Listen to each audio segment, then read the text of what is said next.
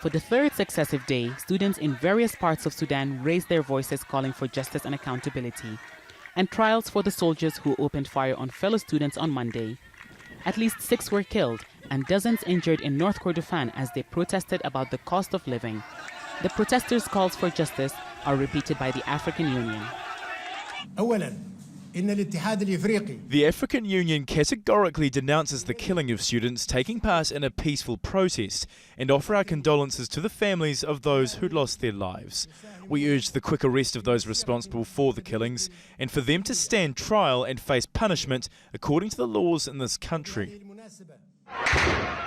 Monday's shootings happened as high school students complained about the lack of bread and the rising costs of fuel and transport. As students took to the streets to mourn and voice their anger at Monday's killings, the military council blamed the opposition for the deaths and ordered the closure of schools nationwide. The opposition coalition, known as the Forces of Freedom and Change, continues to negotiate with the military junta to form a transitional government.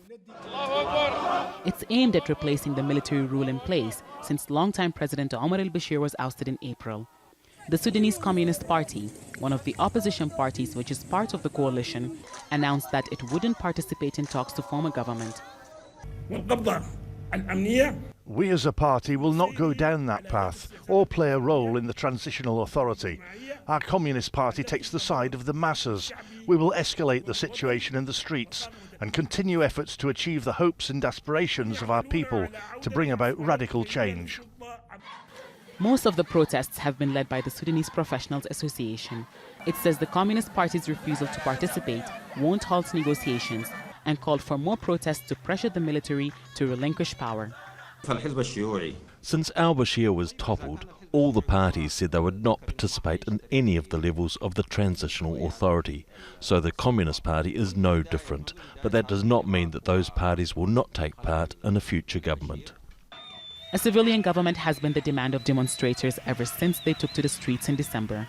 Now, they're also demanding justice and accountability for the rising number of protesters being killed while campaigning for change.